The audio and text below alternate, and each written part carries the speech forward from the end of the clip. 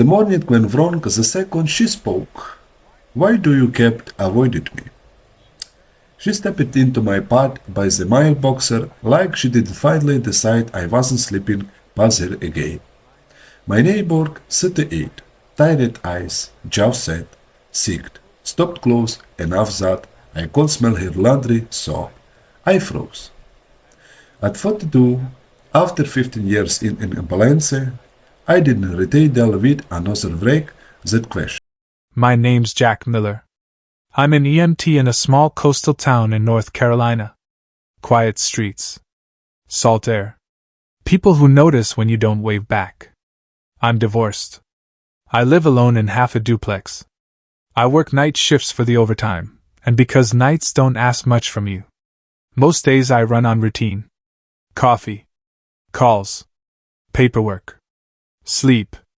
Repeat. And for 3 years, one call has never really ended. 6 months ago, I saw her last name on a change of address card at the post office. Bennett. Same name I'd shoved into the back of my mind and locked the door on. A week later, she moved in next door with a suitcase and a smile that looked practiced. Hi, I'm Laura. I nodded, lied about being late, and kept walking. Since then, I'd gotten good at disappearing. If her porch light was on, I stayed in my truck. If I heard her door, I suddenly needed something in the garage. If I spotted her near the mailboxes, I took the long way around, like extra steps could undo memory. I told myself I was being polite. The truth was uglier. I didn't trust myself to look at her. That morning was cold. Dry leaves scraped along the concrete. I'd just come off a rough night shift and wanted silence. I reached for the mail and turned, and there she was. Did I do something wrong? She asked. No, I said too fast. Then why do you hide every time you see me? She wasn't angry. She was tired. And that hit harder. Her fingers folded the edge of a grocery flyer again and again, like she was trying to keep them steady. I've seen you sit in your truck until I go inside. She went on. I've seen you turn around the second I step out. That's not being busy, Jack. I stared at the envelopes in my hand until the paper bent. I could have lied. Blamed work. Stress. I've told those kinds of lies before, the kind meant to soften things. This time, nothing came. That's fear, she said quietly. The word landed hard. My head filled with rain on glass, red and blue lights smeared across a highway, and the feel of a small hand gripping my finger like I could fix everything if I just stayed close. Laura watched my face change. I'm not trying to trap you, she said. I just don't like feeling invisible. Invisible. She had no idea how wrong that was. I didn't plan to say it. It just slipped out, raw and unfinished. Looking at you hurts. She didn't step back. That scared me more than if she had. Hurt how? She asked. There it was. The moment I'd been dodging. I could still walk past her. I could still lock my door and let this rot quietly, the way I'd been doing for years. That option was right there. I glanced past her and saw Frank, the old vet down the block, watching from his porch like always. He didn't say a word, but his look was clear enough. Talk now, or keep hiding. I'm sorry, I said. I never meant to make you feel like that. That's not an answer. Her voice cracked. I'm already carrying enough, Jack. I can't carry this too. I should have told her to leave me alone. I should have protected the distance I'd built. Instead, I shook my head. No. Her eyes widened just a little. I know you from before you moved here, I said. She went still. From where? The leaves kept scraping the ground, but everything else stopped. I saw it then, the way people brace without realizing they're doing it. Like the body knows what's coming before the mind catches up. I wanted to take it back. To say it was nothing. To walk past her and shut my door. But I was tired of running. Tired of pretending this was harmless. 3 years ago, I said. She didn't interrupt. She didn't look away. And in that silence, I understood something I'd been avoiding. Once I said the rest, There was no fixing it.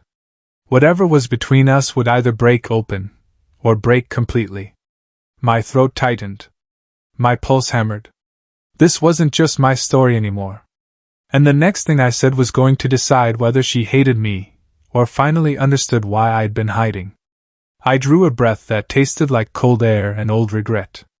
And that's where I stopped, because once I told her what happened that night, there would be no going back. I didn't sleep after I said, 3 years ago. I tried. I lay on my couch with my boots still on, staring at the ceiling fan as it clicked and wobbled like it was about to come loose. Every time I closed my eyes, I saw her face by the mailboxes, how she held herself steady, how her voice cracked anyway. If you've ever carried a secret long enough, you learn a sick little truth. The moment you decide to tell it, it gets heavier, not lighter. By noon I was at my kitchen table with a mug that said County EMS and a blood pressure pill I kept forgetting to take. The house was quiet except for the refrigerator hum and the distant gulls outside. I set my phone down face up, like it might ring with permission to be forgiven.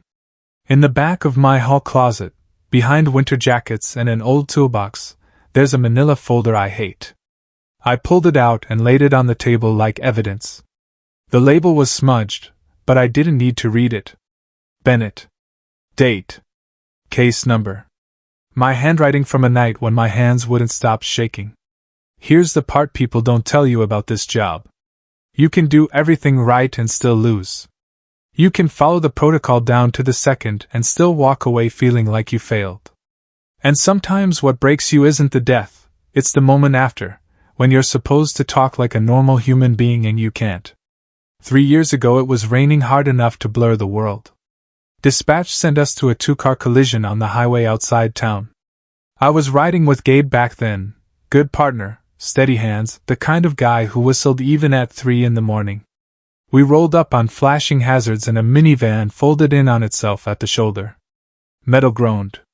Steam rose. The smell of wet asphalt and spilled antifreeze hit the back of my throat. I remember thinking, not now. Please, not a kid. The driver's door was jammed. Inside, a man slumped over the wheel, bleeding, barely conscious. In the back seat, there was a little girl strapped in, 8 years old, brown hair plastered to her forehead, eyes open too wide. The moment she saw me, she reached out, and I took her hand because that's what you do when the world is falling apart and a child needs one thing to hold on to. Hey, I told her. I'm Jack.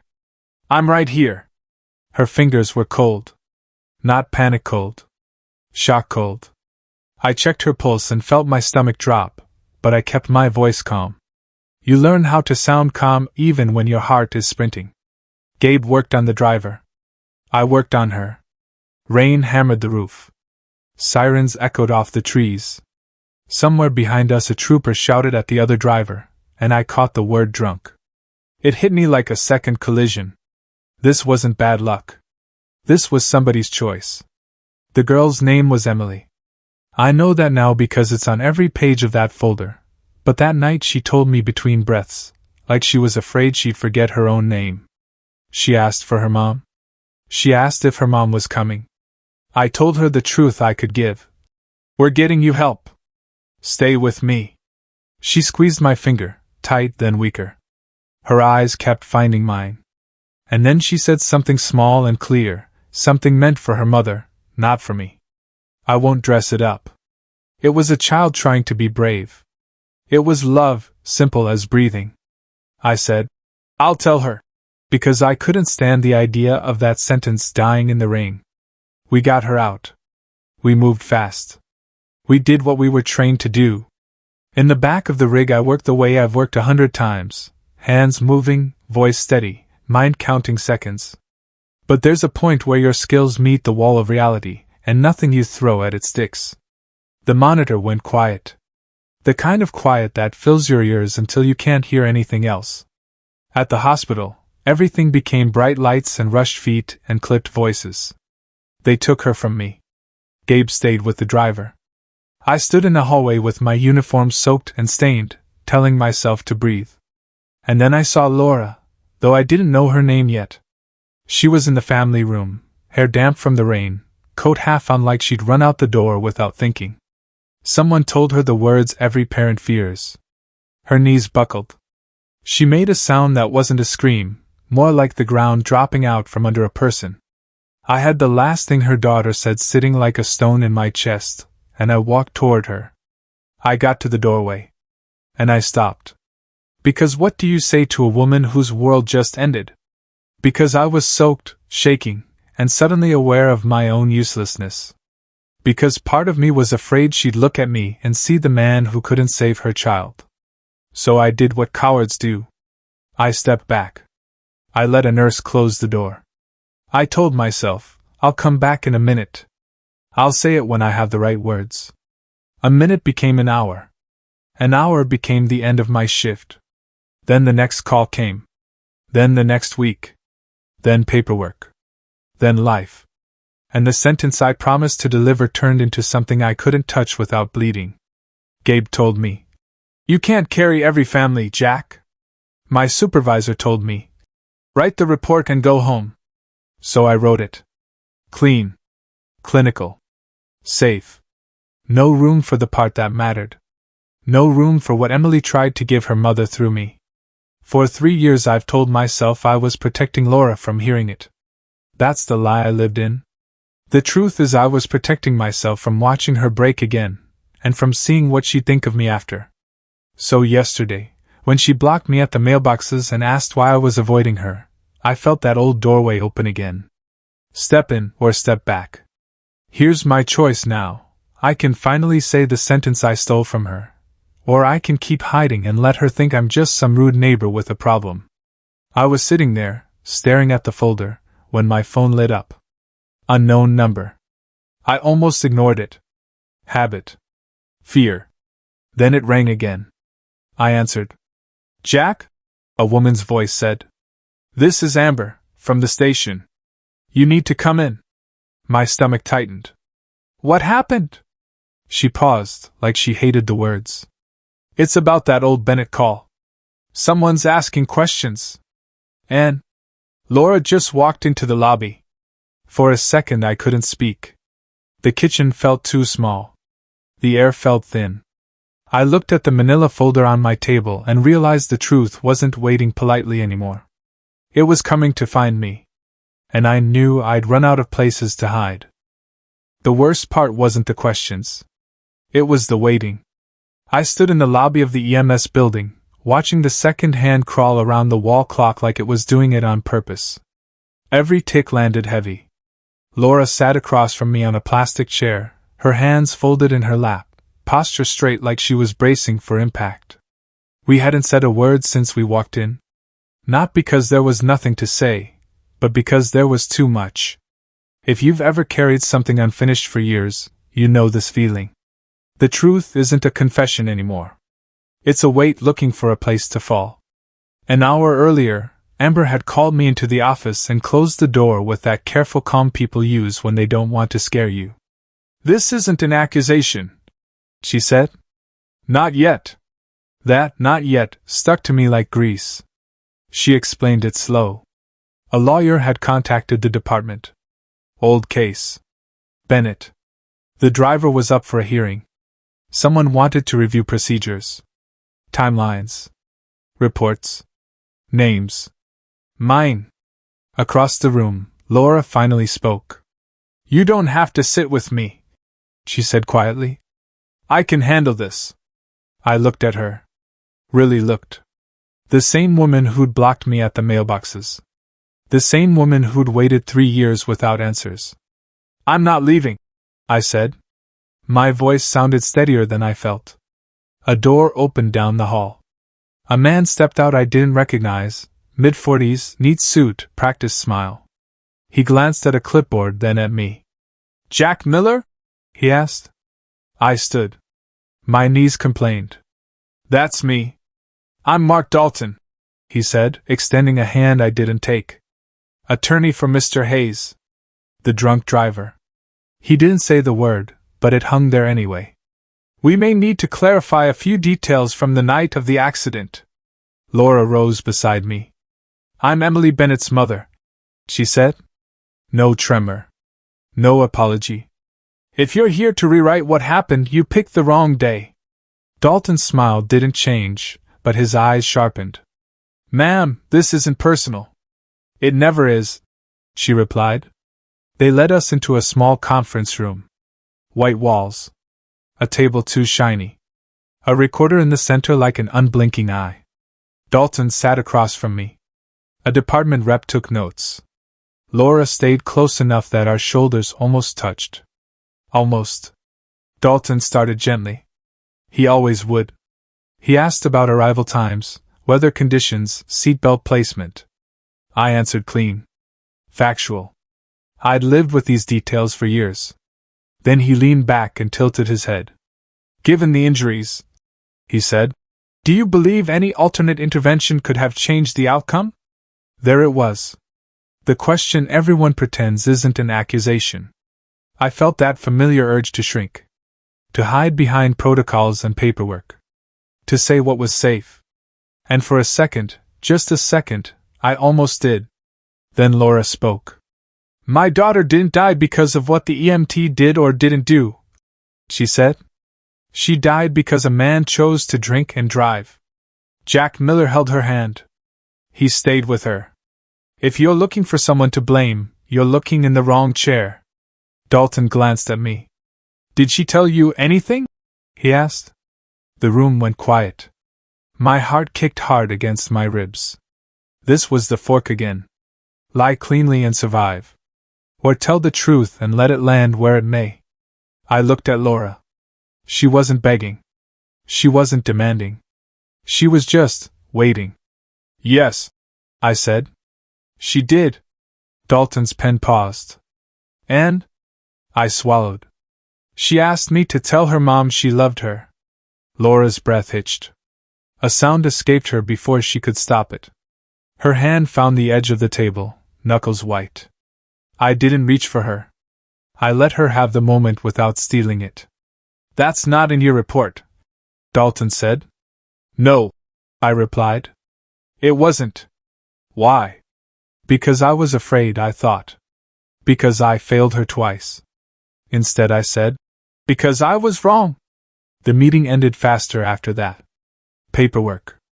Muted apologies. We'll be in touch. Dalton left with his questions unanswered in the way that matters. Outside, the late afternoon sun felt too bright. Laura walked a few steps ahead of me, then stopped.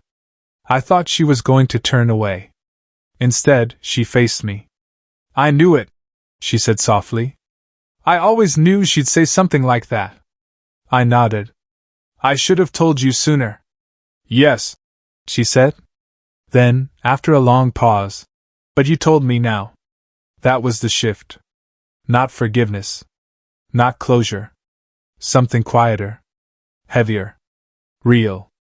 We stood there, two people holding the same memory from different sides. For the first time, I didn't feel like I had to carry it alone. I didn't move next door by accident, Laura said. I knew your name. I wanted to see the man who stayed with her when I couldn't. That landed harder than any accusation. I felt my chest tighten. I didn't deserve that, I said. Maybe not, she replied. But it happened. She stepped closer. Not touching. Just close enough to say we were no longer strangers. As she turned to leave, Dalton's words echoed in my head. Reviews. Hearings. Consequences. The system wasn't done with me yet. And now Laura wasn't either.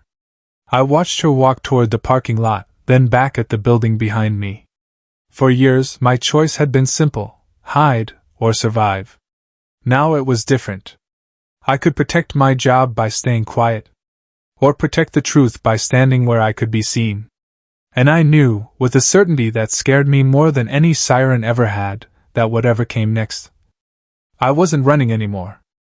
The letter was waiting on my doormat like it had every right to be there. Plain white envelope. No logo. Just my name typed too neatly, Jack Miller.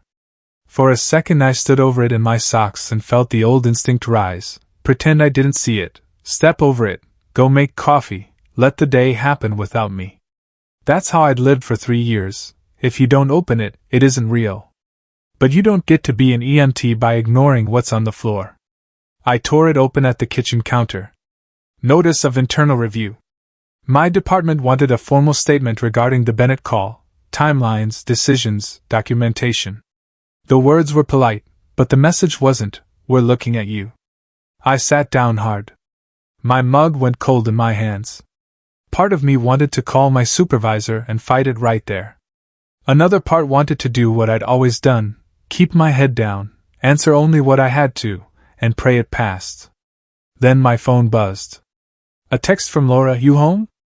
I stared at it longer than I should have. After yesterday, we weren't strangers anymore. But we weren't anything else either. And the ugly truth was, she'd become the one person who could steady me, which meant she was also the one person I could hurt again. You see the choice, right? Let her in and risk dragging her back into that night. Or push her away and go back to being fine. Before I could talk myself out of it, I typed, "Yeah. Come over if you want." A minute later, a soft knock. When I opened the door, she was holding a paper grocery bag like a shield. "I didn't know what people bring for." She searched for the word. "For this." "Me neither," I said, and for the first time all day, my chest loosened a fraction. She stepped into my small kitchen and looked at the envelope on the counter. She didn't touch it. Didn't ask permission.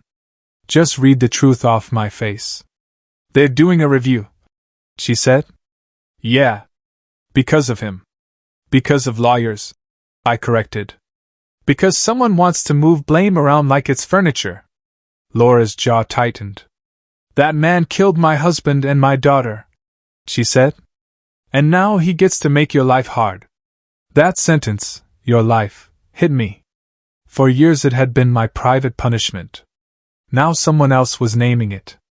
I told her what the letter said, what the department rep had hinted on the phone. If the defense could create doubt, it could turn into a suspension, a licensing headache, an insurance mess. Not because I did something wrong, but because the system hates uncertainty. Laura listened without interrupting. When I finished, she set the bag on the table and pulled out 2 containers of soup and a loaf of bread. "I'm not here to fix you," she said. "But you're going to eat something." It was such a simple, stubborn kindness that my throat burned. You don't realize how long you've been starving until someone puts food in front of you and expects you to deserve it. We ate at my tiny table. The soup was warm and plain, the kind you make when you want a body to calm down. Outside, gulls cried and a neighbor's wind chimes clicked. Normal life, stubbornly continuing. "I read the report," Laura said after a while. "Back then. I asked for it." I froze with the spoon halfway to my mouth. "You did?" "I needed facts," she said. "Everyone around me spoke in soft voices, and I'm so sorry. I wanted numbers. Times. Something solid." That was Laura in one sentence. Grief, but with a spine. "I knew your name long before I knew your face," she added. "When I moved here, I told myself I wasn't chasing you. I was trying to understand the last hour I didn't get." I swallowed. "And what do you understand now?" She held my gaze. "That you were there. And that you ran afterward. And that running doesn't mean you didn't care." I should have corrected her. I should have said I didn't run because I cared. I ran because I was scared. But she'd already said it in a way that didn't let me hide behind it. My phone rang. Unknown number again. I declined it. It rang right back. "Answer it," Laura said. I did. A clipped voice introduced herself from risk management. She asked me to come in the next morning, formal interview, bring any notes, be prepared for detailed review. When I hung up, my hands were shaking. "They're going to pick you apart," I said. "They can try," Laura replied. "But you're not alone in that room." I laughed once, sharp and humorless. "You can't be in there. It's internal." "Then I'll be outside," she said. "And I'll tell anyone who will listen what you actually did that night." That scared me too. Not because it was wrong, because it was real. Real means messy. Real means she might get pulled back into courtrooms and paperwork and old headlines. Real means her wound gets touched again. Laura, I said, you don't owe me that. She leaned forward, palms flat on the table. I'm not doing it for you, she said. I'm doing it for Emily. And for me. I'm tired of other people writing the story of that night. The room went quiet. My internal voice, the one that always chooses the safest exit, whispered, let the department handle it, keep her out of it, protect her. But another voice, newer and harder, said, protection is sometimes just control in a nicer suit. I took a breath. Okay, I said. If you want to speak, we'll do it the right way. No ambushes. No yelling. Just truth. Laura's shoulders dropped like she'd been holding them up for years. She stood, then hesitated at my doorway. For what it's worth, she said, I'm glad you finally stopped stepping over the envelope. I didn't know what to say to that, so I did the only honest thing. Walk with me, I said. We stepped onto the shared front path between our doors. The evening light was soft. For a moment we looked like any two neighbors talking about nothing. Then headlights swept across the duplex. A dark sedan rolled past slowly and stopped down the street. It didn't park in a driveway. It just waited. Laura followed my stare. Is that? I don't know, I said, but my stomach already knew. The driver's door opened. A man in a suit got out, Mark Dalton. He glanced toward us, then raised his phone to his ear like he was calling someone the second he saw us together. I felt the old panic surge. The instinct to retreat, to shut my door, to make myself small. And I felt something else, Laura's hand finding my forearm, steady, warm, not asking permission, just offering. You said truth, she whispered. Dalton's gaze met mine across the street. He smiled like a man who just found leverage. And I understood the new danger. This wasn't only about my license anymore. It was about whether telling the truth would cost Laura her peace, and whether I was strong enough to keep choosing it anyway. The call came at 6:17 a.m., and the first thing I heard was my supervisor saying my name like it was a warning. Miller, don't come in hot. Answer what they ask. Nothing extra. I sat on the edge of my bed in yesterday's shirt, watching gray light leak through the blinds, and I understood what he really meant. Keep it clean, keep it safe, keep your heart out of it. Outside, somebody's sprinkler clicked on, steady and ordinary, like the world didn't care that my whole life was being inspected. If you've never been questioned about a call, let me tell you what it feels like. It's not like court on TV. It's a small room that smells like toner, a recorder on the table, and people who look at you like you're a policy problem.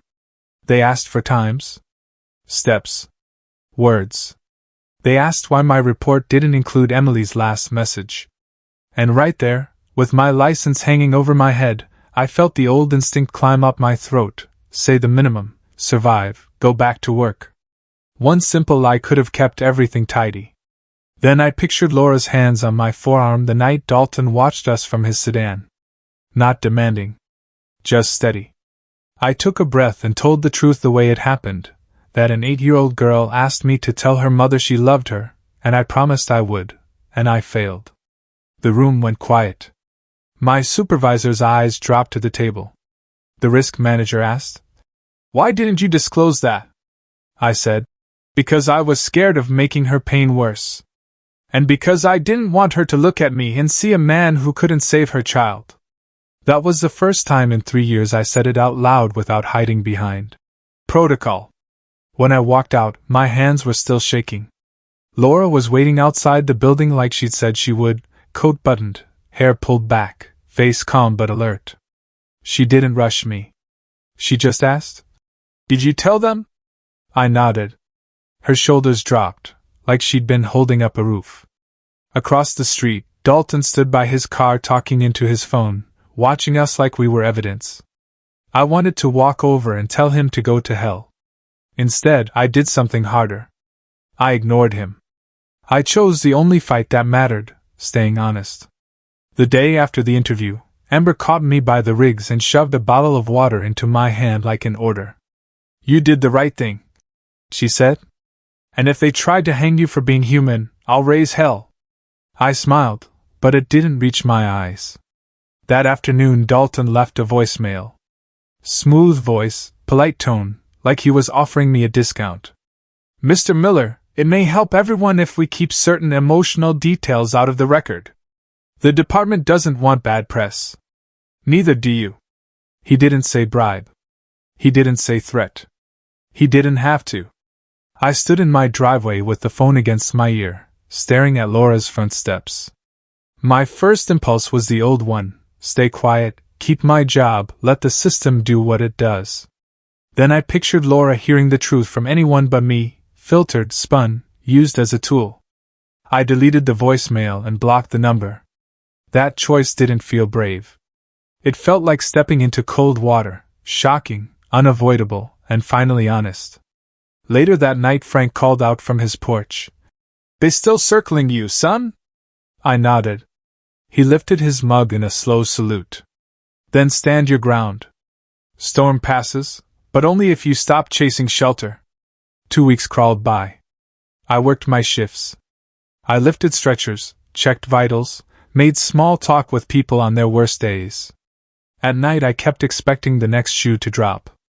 Laura and I spoke in small pieces, careful, like we were learning how to stand near each other without flinching. Sometimes she'd leave a container of soup on my step. Sometimes I'd fix a loose hinge on her back gate. Nothing dramatic. Just proof we were still here. The decision came in an email with a bland subject line: review findings. My heart hammered as I opened it. No suspension. No misconduct. Care consistent with protocol. Documentation discrepancy noted. A warning, not a ruin. For them it was paperwork. For me it was 3 years of breath I hadn't realized I was holding. I should have felt relief like a clean wave. What I felt first was grief, because I'd spent so long punishing myself that freedom felt unfamiliar. That afternoon Laura asked, "Will you come with me?" She didn't say where. She didn't have to. We drove to a small memorial garden behind her old school, wind moving through crepe myrtles, a bench with a plaque that read Emily Bennett. Laura sat down and patted the space beside her. I sat, hands on my knees, suddenly afraid of my own voice. "This is the part one never got," she said. "Not the facts. The last minutes." I looked at the ground, then at the plaque, and I made another choice. I could keep it vague to protect us both, or I could give her what she'd earned. So I told her, gently, without the gore, without the horror, just the human part. I told her Emily wasn't alone. I told her she tried to be brave. And I told her the sentence I'd carried like a stone. When I finished, Laura covered her mouth and cried, but she didn't fall apart. After a long time she whispered, "Thank you for bringing her back to me for a second." We went to a little coffee place afterward, the kind with crossword books by the register. We sat by the window and argued softly about whether a clue was ocean or sea. And for the first time, the air between us didn't feel like a courtroom. It felt like two tired people sharing a table. That evening we stood on the narrow path between our doors, porch lights clicking on one by one along the street. I said, "Do we even get to do this? To be something?" It came out rough, almost angry, because men my age don't ask for permission easily.